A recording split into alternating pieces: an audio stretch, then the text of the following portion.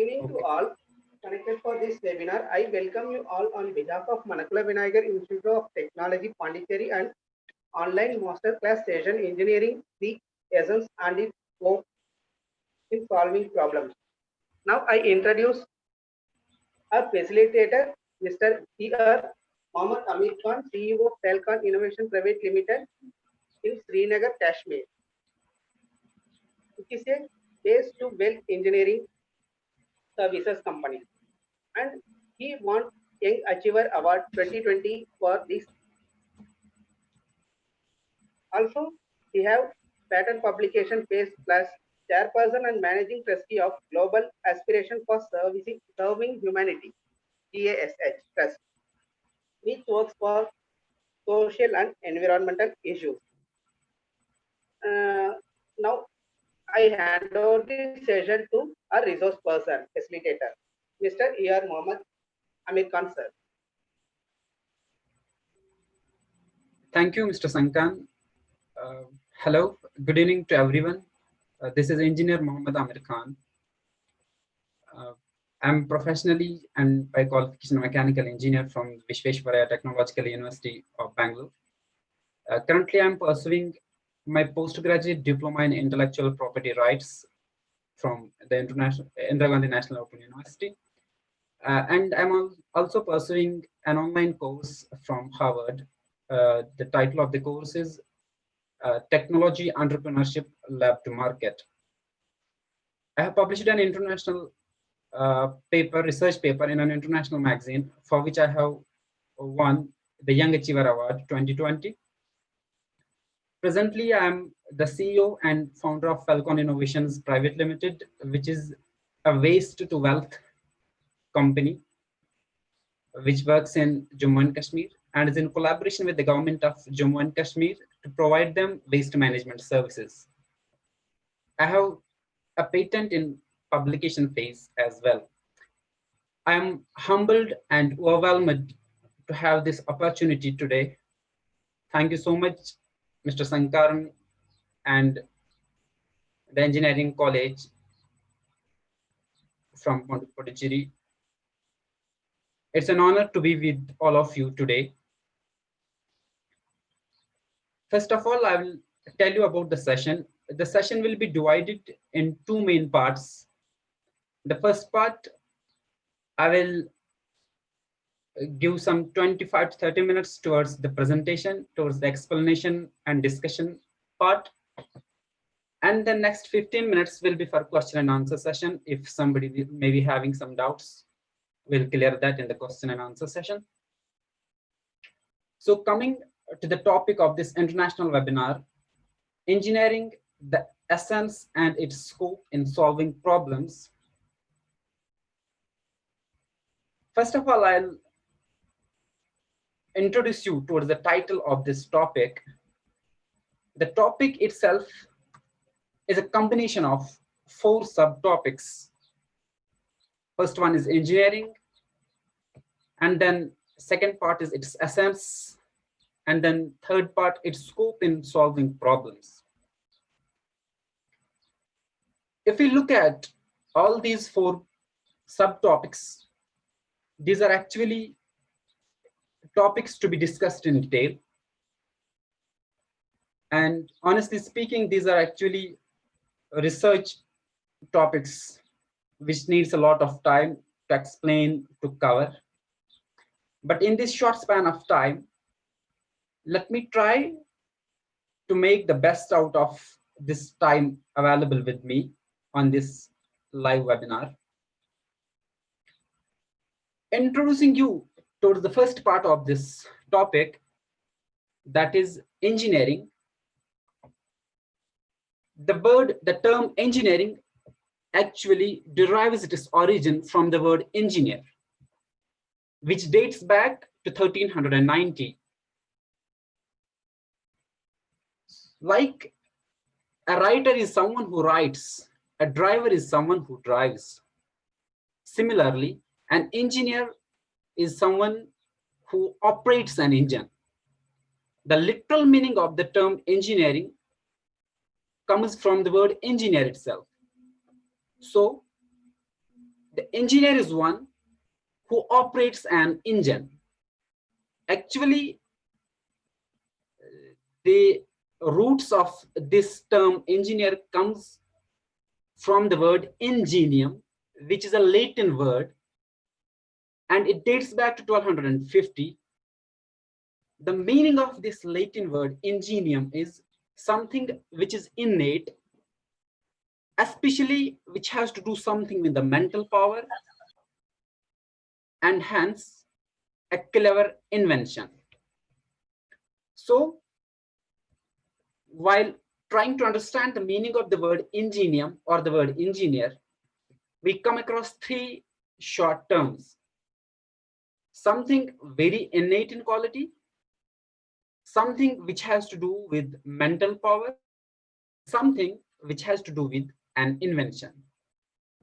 So my point to make is that I want to bring it into your mind that what actually we are going to do. So now we'll define this term engineer. Engineers are those who apply the principles of science and mathematics to develop economical solutions to technical problems. Now it has two parts. First is applying principles of science and mathematics. Second is to develop economical solutions. And third is economical solutions for technical problems, right? Let's discuss them one by one. Applying the principles of science and mathematics means whatever we learn in theory, whatever we learn from our books, from the books of science, from the books of mathematics, from the theorems of mathematics, from the axioms of mathematics, from the laws of science, from the principles of science, we go and apply them to real life technical problems. And when we try to apply them with an aim to develop an economical solution, first we try to develop a solution. Then the solution must be economical. What does that mean? For example, we have a problem in our society, like we throw our waste into our dustbins unsorted. And then we join even organic as well as inorganic waste like polythene, plastic, and wrappers, etc., in the same bin. Next day morning, the municipality comes, they pick up and collect this dustbin, unload it in their vehicles, and dump it into landfill sites. Now, the problem is that when this unsorted and unsegregated waste goes to landfill sites, it is left there untreated for decades. As a result, what does it cause to the environment? It pollutes air, it pollutes water, and it causes a lot of damage to marine life. So if we try to apply some basic principles of science or mathematics to sort out this problem, what we are going to do? First of all, we try to segregate this waste, convert it into organic and inorganic parts. Then with the organic part, we'll convert it into a useful manure or organic manure, or we call it compost. And with the inorganic part, which is plastic and polythene, we segregate it, sort it out, and then recycle it. So in theory, we have developed a solution, but is this solution economical? What does that mean?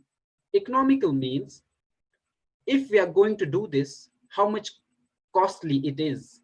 Is there any other option which is not so much costly? Or is there any other option which can give us a revenue in turn? For example, if we convert the same waste into compost, we can generate revenue out of it. If we convert the same unrecycled, unsorted plastic and polythene, we can convert it into raw material for plastic industries. We can generate revenue out of it. So that means what? We have applied our basic knowledge of composting, of recycling into this problem and driven out a solution out of it, which is economical in nature. That is what defines engineering. I hope the definition of engineering is clear to all my audience. The definition, actually, this definition has been given by the US Department of Labor. And they say that engineers apply the principles of science and mathematics to develop economical solutions to technical problems. Their work is a link between the scientific discoveries or between the scientific principles and commercial applications of these principles so that we meet the social needs and the consumer needs. And that is the definition of engineering. I hope it's clear to everyone. Now, while we have defined the word engineering and the term engineering, let's come to the second part of the topic, which is what is the essence of learning engineering? What is the essence of doing engineering? Which is the second subtopic of this webinar. Actually, the essence of engineering is we learn things by doing things. Learning by doing, that's what is the essence of engineering actually. How can we do that? We go and experiment, we try, we get some error, we retry, we get some error, we retry, and we finally minimize this error to a logical conclusion. That is learning by doing. For example, in our basic knowledge, we know that hydrogen, when combines with oxygen, it gives water, right? Hydrogen plus oxygen, it gives water. We know that it's a basic science knowledge that hydrogen in combination with oxygen gives water as a compound. Now, if we look at the problem of fuels in the world, there are wars for the sake of, oil resources, for the sake of the economics of oil, for the sake of, capturing oil fields of the world. There are national and international wars for that. But little do we know that if we can extract hydrogen from this compound water, we get a resourceful fuel, and that's hydrogen. And do you know about hydrogen, what it actually is? It is a plentiful source and 3 times more powerful than gasoline. Gasoline is the normal fuel we otherwise use for our purposes. Now, the problem here is that we can, by theory, water is a combination of hydrogen and oxygen. If we can simply extract hydrogen from water, we get a efficient fuel and a powerful fuel. But the problem is that the process of extraction of hydrogen from water is not so easy. It's very difficult. In fact, there are so many processes which tell us how to extract hydrogen from water. For example, I'll give an example of electrolysis. I think everybody of this engineering audience might have learned it in their 11th or 12th physics, what electrolysis is. We apply some voltage, might dissociate the bond between hydrogen and oxygen. Oxygen and hydrogen get separated. That is, we get hydrogen on one hand, oxygen on the other hand. Can we propose it as a solution to this problem? I don't know. Probably. We can try it out. We can think if it is economical. We can look for its economic value. We can look for its costs and its safety as well. That's called learning by doing. If we think of a process which gives us a breakthrough of extracting hydrogen from water so that it can be utilized as a fuel, and it is such a fuel which is not exhaustible, which is renewable because water is there forever and is available in abundance throughout the globe. A professor named Dr. Fred Lopez from Northeastern University of Huntington is actually working on this idea to materialize the concept of extraction of hydrogen from water so that it can be used as an efficient fuel. And in fact, as a matter of pride for him, And for the science community, particularly engineers and researchers, he has achieved a breakthrough and is trying to materialize this concept in the future. See, by applying the basic knowledge that water is a combination of hydrogen and oxygen, and if we can extract hydrogen from it, it will change the world forever. There will not be any global oil crisis. There will not be the plunging of oil prices, or there will not be the offshooting of oil prices. There will not be wars based on oil and the oil economy. That's called learning by doing. And that is the essence of engineering, what actually engineers need to do. Going back to the basic definition of engineering, what was that? Applying basic principles of science and mathematics so that we can achieve economical solutions to technical problems of the society and bridge the gap between the consumers and the society. That's the essence of engineering. I hope the essence of engineering is clear to all the audience. Now, moving forward, the another part of the topic is that what is the scope of engineering in solving real life problems? Scope, if we can understand it like this, scope means the dimensions of something, the domains of work for something, the importance of something, the significance of something. So here we'll try to analyze what the importance, what is the significance of engineering in solving real life problems, or we can say it like this: what is the role of engineering in solving real life problems? So up to it now. See, there's a global problem right now, the COVID-19 pandemic. It has, it has affected the entire globe. That's why it's a pandemic declared by WHO. If we can go to the depth of this problem, it is just one problem, and there are plenty of these problems around us in our day-to-day lives, in the field of research, in the field of science, in the field of medical sciences, in the field of astronomy, in the field of astrophysics, and so many. Let's focus on this COVID-19 pandemic problem this time. COVID-19 pandemic has actually disrupted the entire world.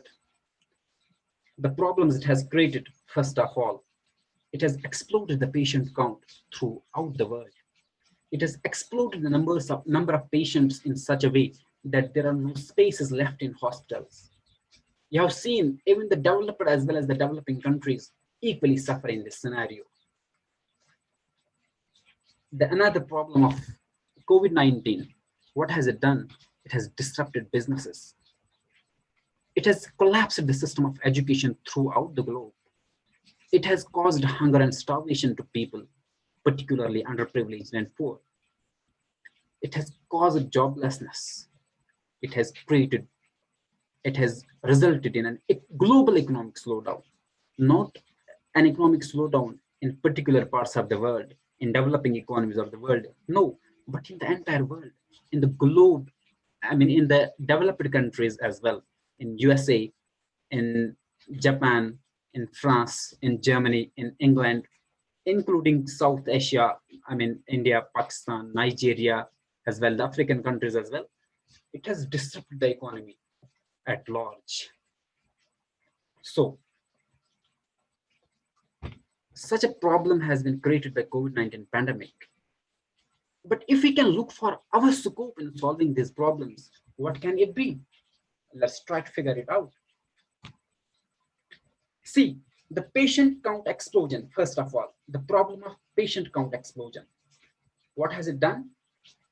The COVID has exploded the number of patients with COVID, suffering from this disease, right? First of all, how did we identify that someone is a COVID positive patient? We go for testing, right? Okay. If there were a lack of spaces in the hospitals, what we did, there was a need of telemedicine. Treating the patients from a distance. Let's look at these two aspects. This testing kit is a combination of so many things. Telemedicine is an online platform through which we can monitor our patients from a distance, a doctor at a distance, and a patient at a distance. They can collaborate over internet, and the doctor can guide him. He can prescribe him about what to do and what not to do.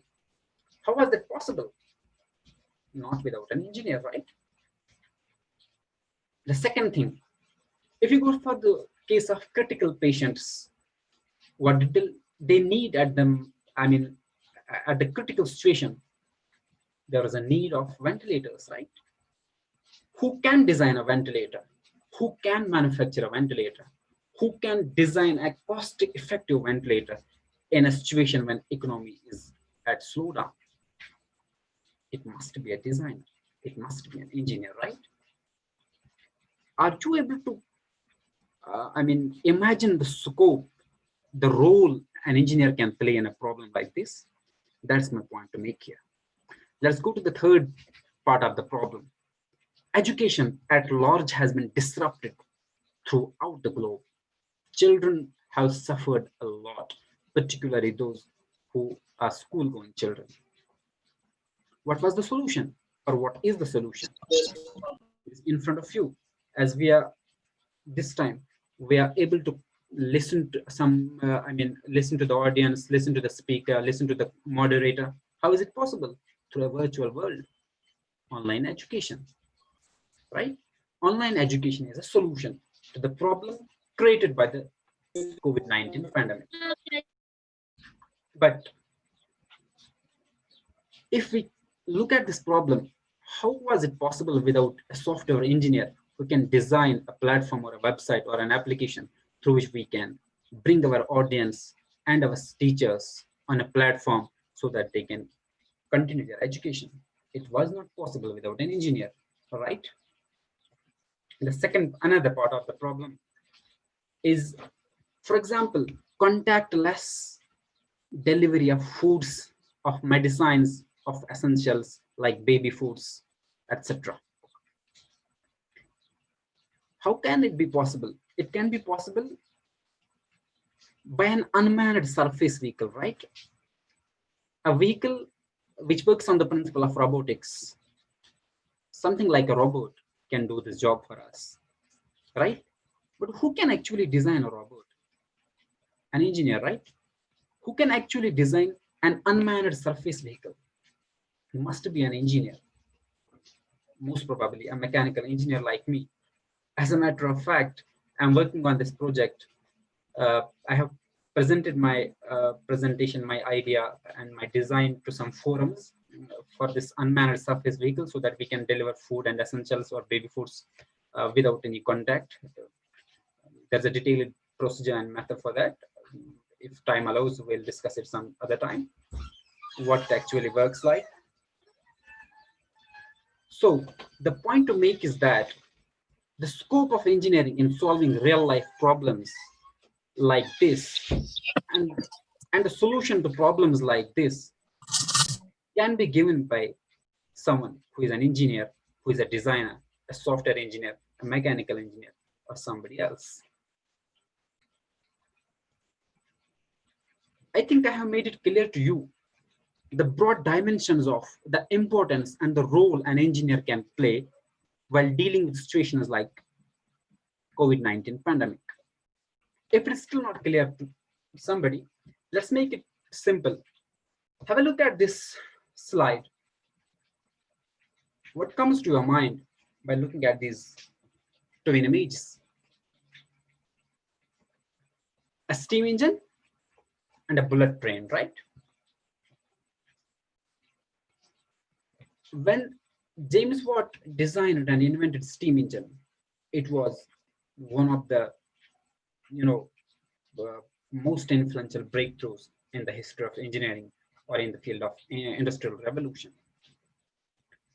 But then, given the efficiency of this engine and the amount of fuel used in this engine and the speed it imparts to the vehicle, to the train, there was a problem because we needed fast moving trains.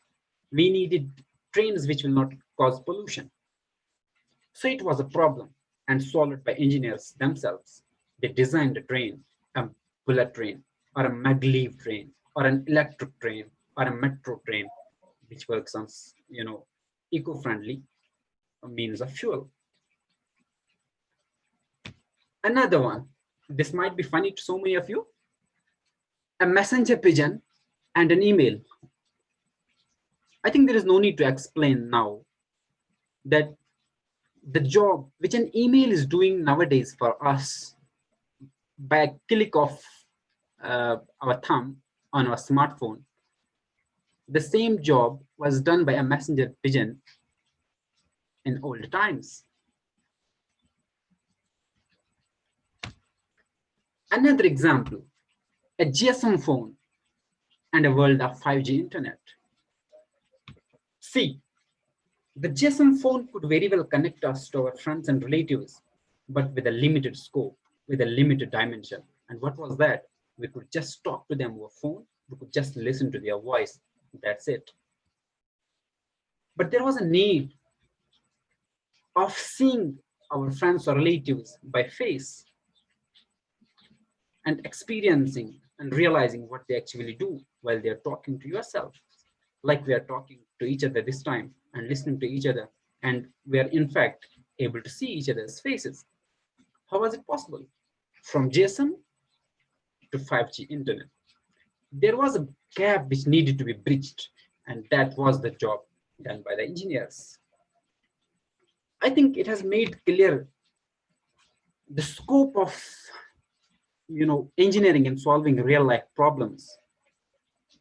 In fact, the modern developments in engineering and sciences and information technology have taken us to a world of artificial intelligence, augmented reality, virtual reality, Internet of Things. And do you know what Internet of Things is? Internet of Things simply means I left my home in a hurry in the morning while going to office, but I forgot to switch off my air conditioner or my induction cooker. Internet of Things helps me and enables me to switch off the device from wherever I am. I can do it from my office, I can do it from my vehicle, I can do it anywhere at a friend's place or anywhere in the world. That is what Internet of Things is doing. And believe me, as per researchers and uh, you know the experts of internet and experts of machine learning and artificial intelligence, if this concept of Internet of Things realizes in the world, I don't know, it will change the world forever. Can you imagine that you have forgot to switch off your television at home while you are 10 miles away from your home? You can switch it off from here. It's really wonderful. This is the scope of engineering in solving real life problems. I hope it's clear to everyone now that what is the scope and what is the role of engineering in solving real life problems. But there's a twist in the story that if engineering is such a wonderful dimension, if engineering is such a wonderful field, why is it like not every engineer is like an engineer of Internet of Things or a software engineer or somebody who can convert water into hydrogen and extract fuel out of it? Where there are very few. There are a number of problems in this sector, and the problems we'll take a look one by one.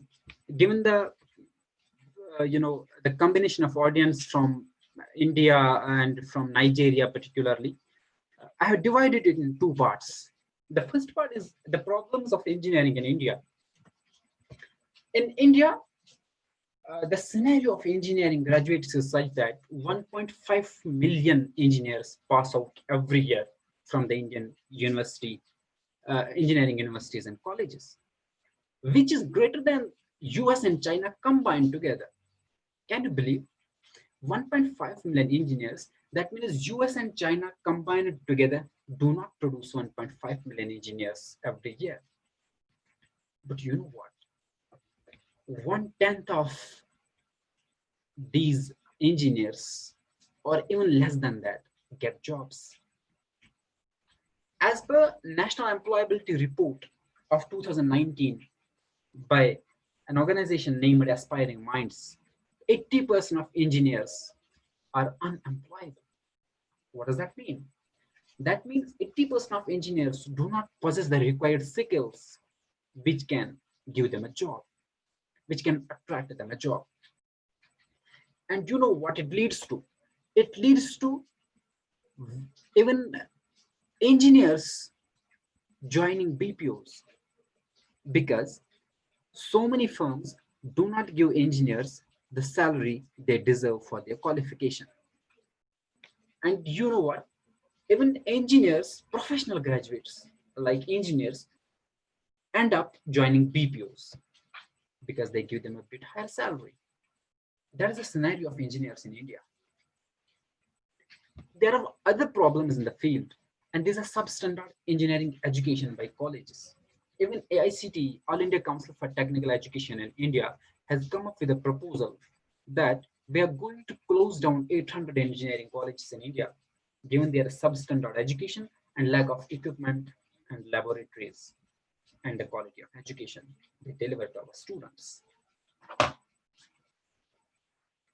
And there are other problems related to the field of unemployability of engineers, particularly in a country like India. Even IT and manufacturing industries, uh, they are not now hiring, they are not recruiting, they are not hiring engineers now for their jobs for some 5 6 years now. Before, they used to recruit engineers more than any other industry, but for last 4 5 years they have not been doing so.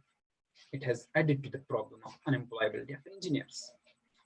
Now, coming to the Nigerian part of the problem with engineering education, according to the President and Chief Executive Officer of Postgraduate School of Credit and Financial Management, Professor Chris Onalo, 95% of the Nigerian graduates are not employable at all.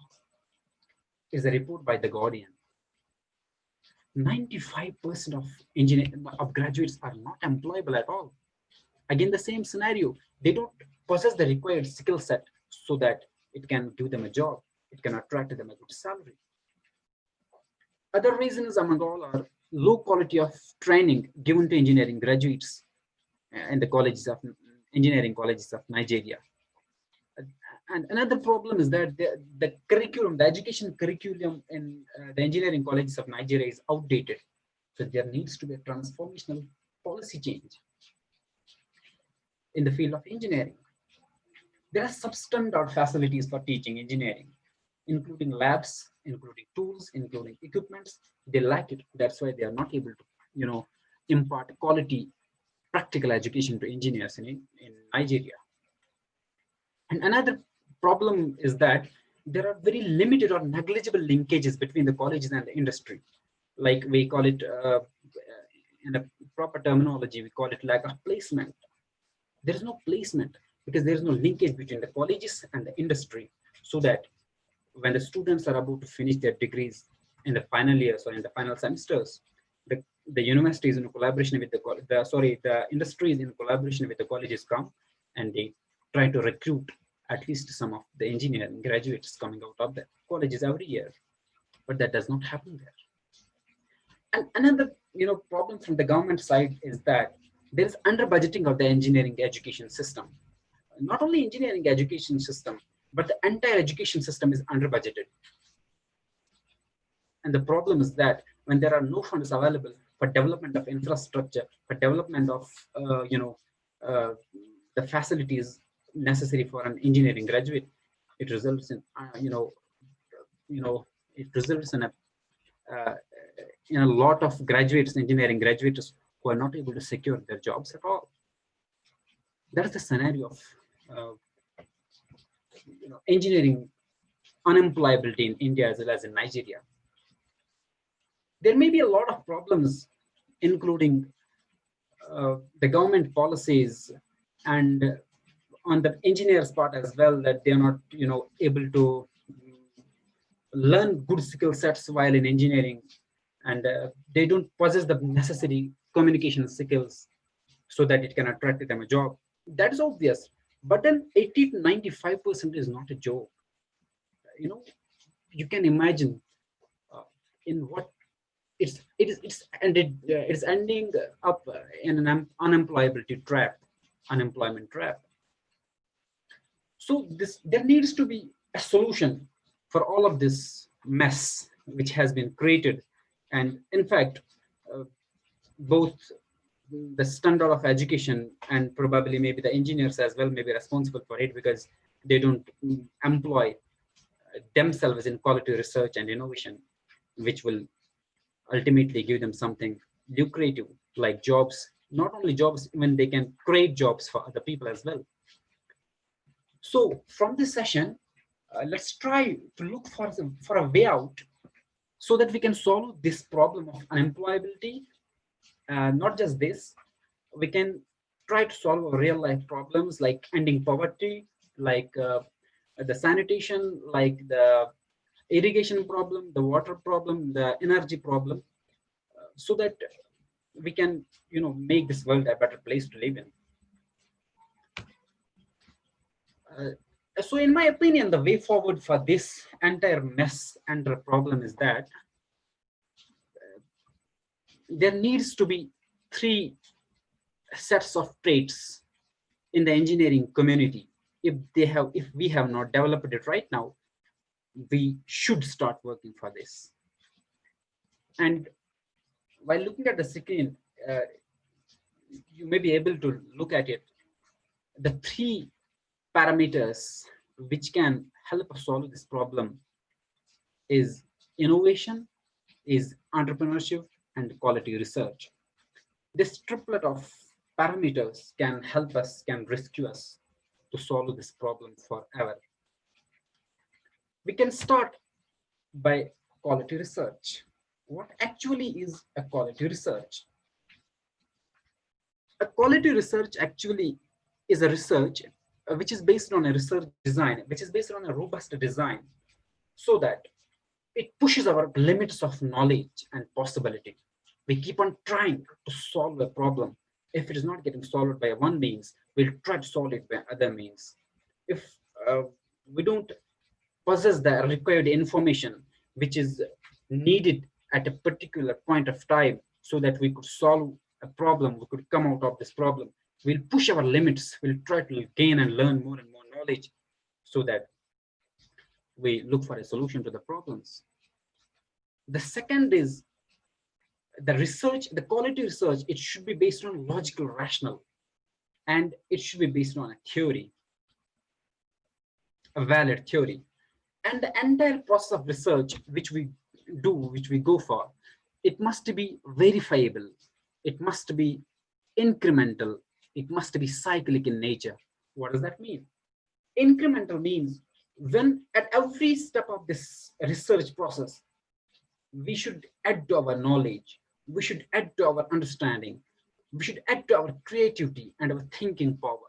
We should start thinking out of box. We should start to look at a problem not just at one angle but at many angles.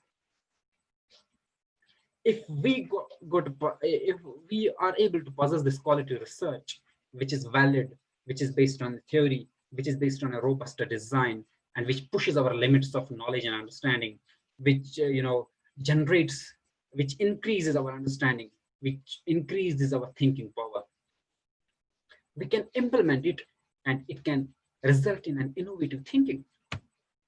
So the second part of this rescue process is innovation. A quality research will help us to to generate innovative ideas, creative ideas, out of box ideas, which can help us to solve a problem forever. For example, an innovation, MIT defines an innovation as the process by which we take ideas from inception to impact. What does that mean? Inception to impact means an idea in mind to executing it in reality. That is called from inception to impact. So MIT thinks of it as a process that we don't become obsessed, we don't become fixated to a particular set of technologies or gadgets or a business process, but we, as we have earlier learned, that we push our limits, We push our boundaries, so that we start thinking out of the box.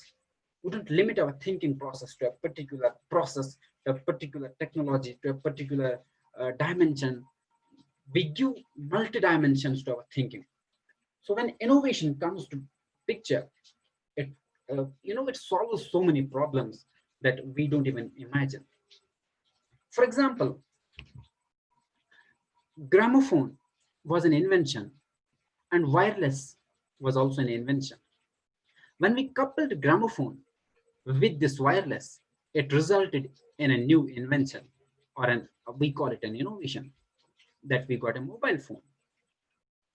Gramophone had one simple feature of talking over phone to somebody who is at a remote distance, but it was a wired connection. Wireless was for the same purpose, but without a wire. We coupled both of these ideas, these concepts, and embedded it in a system. We call it as a cell phone. And cell phone solved this problem of you know ca- carrying a megaphone, or a wireless which has a limited range, and connected us through a mobile phone or a GSM phone. It made the process simpler. That is the power of an innovation.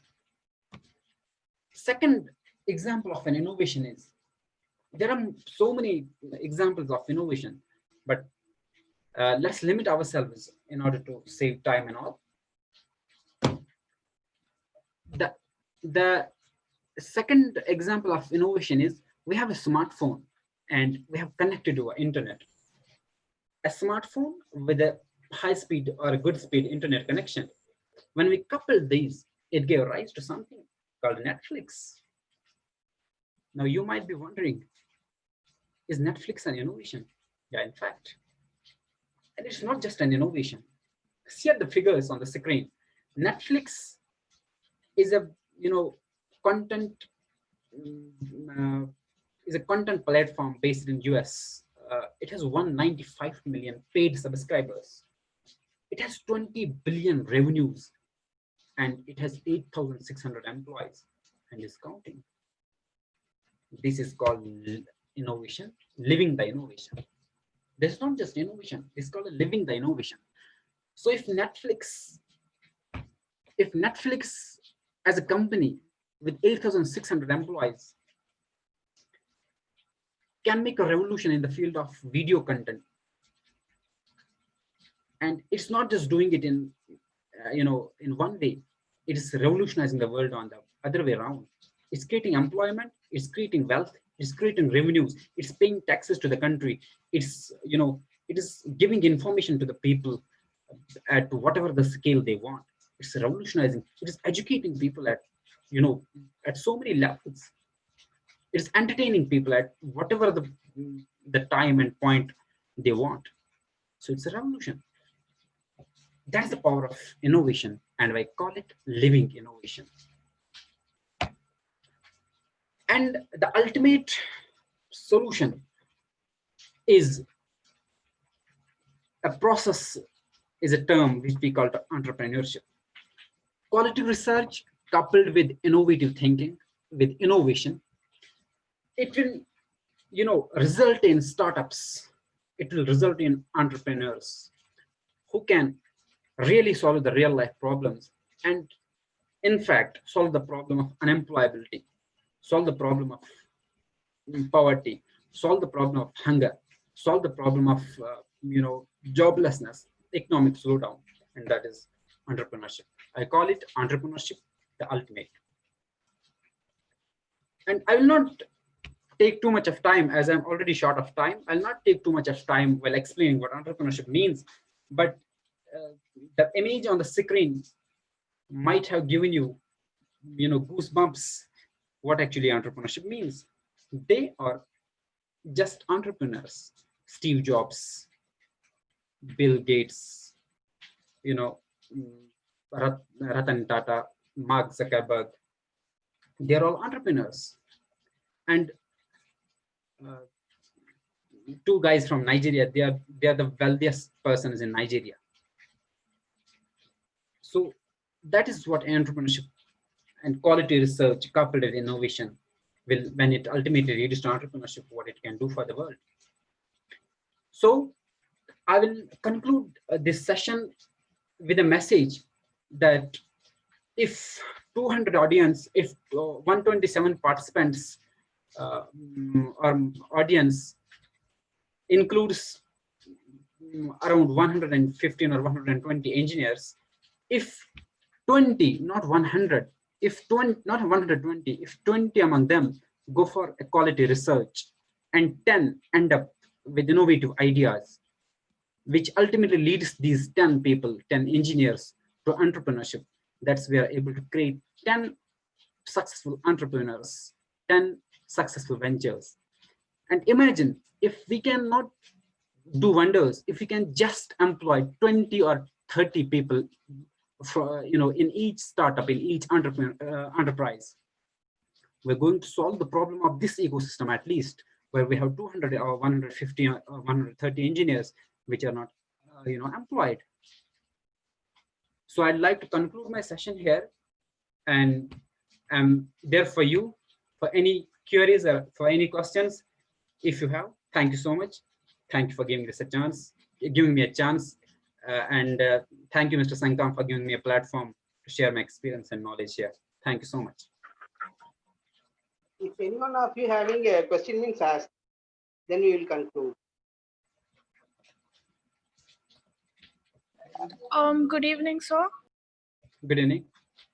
This is Sahana Shok from pursuing computer science in first year MVIT.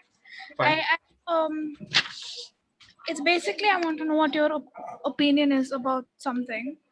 So data science is gaining like a high scope day by day, be it in engineering or economics or any field. So do you think it should be like a fundamental part for engineering students? Exactly. A very nice question has erupted here. I welcome this question. It's really a wonderful question. I would like to answer. I would love to answer it. The data science as a branch of engineering or a field of engineering is in fact gaining enormous ground day by day. And as per experts, they're saying that data is the new oil. I mean, you can imagine we have been discussing the problem of oil, the economics of oil, and then the global economic crisis or the global oil crisis or the offshooting of prices. When data becomes new oil, that means it will change the world forever.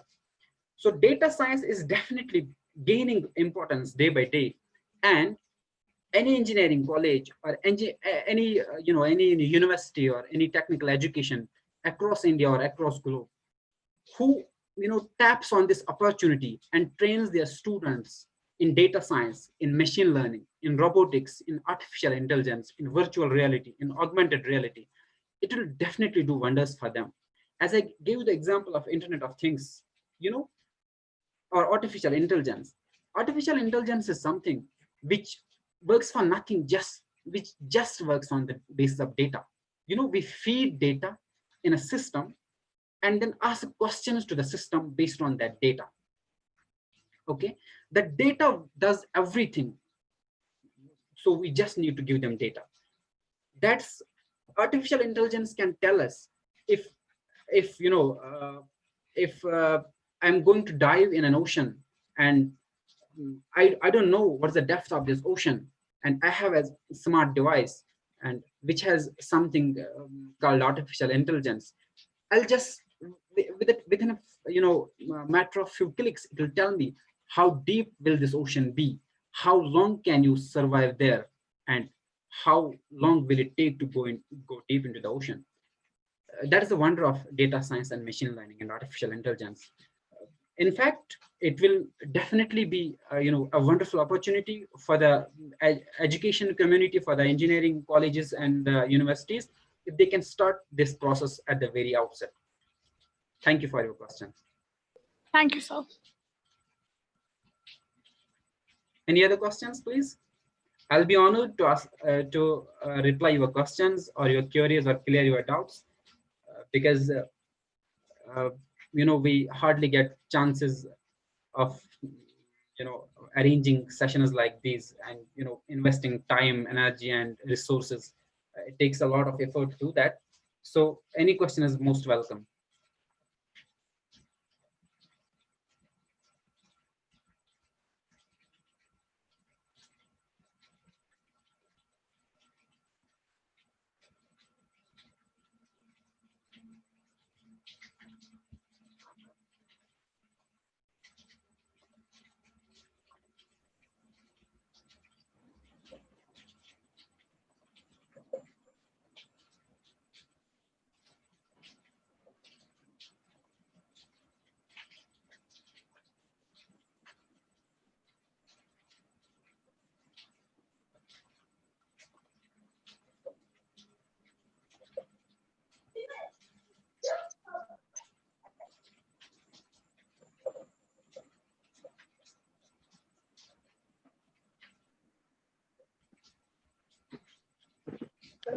Shall we conclude, sir? I think anyone of you having questions? Hello. If anyone of you having question means you can ask, sir.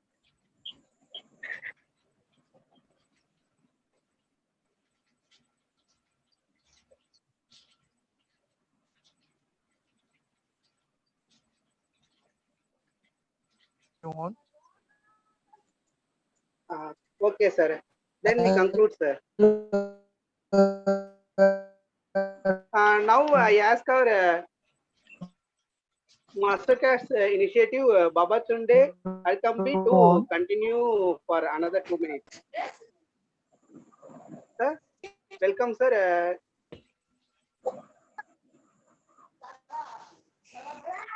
Okay, good evening, everybody. Thank you so much for special thanks to the school management of this great institution. I think you can hear me, dear facilitator. Can you hear me? Can you hear me? Yes, sir. Hello. We are hearing you, sir. A special thanks to the facilitator of today, Mr. Khan. We really appreciate that wonderful presentation.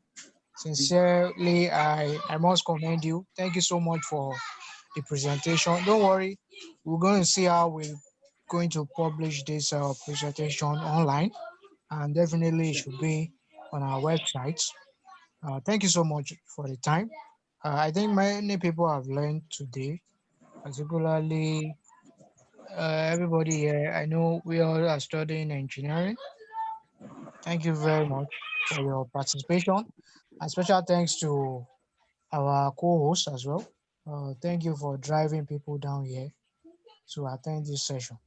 I must confess, I've really enjoyed this session by Mr. Khan. I think the impact of engineering and its scope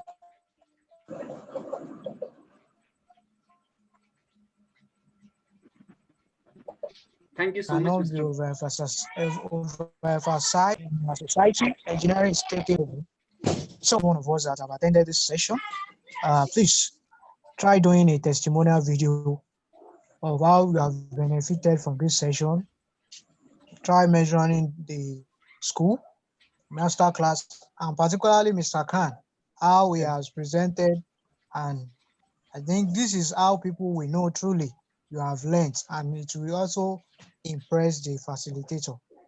Also, we have upcoming session which our co-host will be uploading as well. And I think we are all invited to enjoy this session. Okay, thank you. So Thank you so much, Mr. Babatunde. Thank you for your feedback and your appreciation. Thank you. We are so much delighted, to have your audience on board and discuss things with them and try to share our experience and knowledge with them. It's really an honor for me to do this. And to my audience now, you can catch me anytime here. This is my email ID and my social media accounts.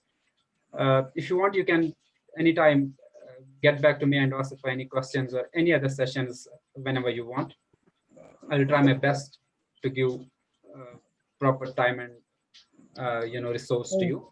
Thank you so much. Sorry, I Thank you, also want everyone. to say And hello. I would like to, hello. I also want to suggest if we can create a WhatsApp group to continue the session, continue the discussion. Yeah, sure, sure. Yes. So these are my contact details to my audience, and I would like to have a feedback, a detailed feedback from every participant of this session, so that it reaches me, so that I can try to improve myself if I need to, and it will be more than pleasure for me. Thank you so much. Let's conclude it here. Over to you, Mr. Sankar. Thank you so much. I thank our Sri Manakula Vinayagar Educational Trust founder, chairman Sri N. Kesavan sir, chairman and managing director M. Dhanasekaran sir, vice chairman Sri S.V. Subhumanan sir, our secretary Dr. K. Narayanasamy sir, and our principal Dr. Malakan sir, and our CSE department head Dr. S. Pariselvam sir, and all department heads and staffs and coordinators, our placement team, and our technical support, and our Babatunde Adukambi from Lagos, Nigeria, founder the masterclass initiative for his support and his team.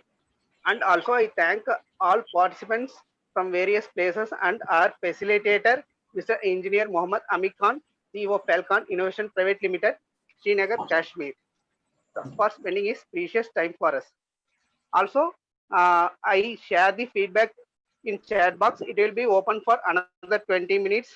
Uh, Fill the feedback form correctly. So, what are the details you are filling? It will be displayed in your chat box. The next session we will post in all your class groups by your staffs. Okay, thank you. Thank Thank you, you. fine. Thank Thank you. you, sir. If one humble request from my side, if you know, Sure, sir. I'm leaving the meeting right now. If you can, record this feedback with you, and then we can share the details with me later on. That will be pleasure. That will be Sure, very sir. helpful Sure, for sure. me. Thank you so much. And I would Sure. once again, while concluding, I will once again like to thank the Masterclass Initiative, and I would like to thank the Manakula Vinayagar College of Engineering, MVIT, and the Educational Trust, which sponsors this college, uh, for giving me such a wonderful platform. I'm very really indebted and thankful to all of you. Thank you so much. Thank you so much, sir. Thanks to all. I'll share the feedback now. Thank you so much, sir.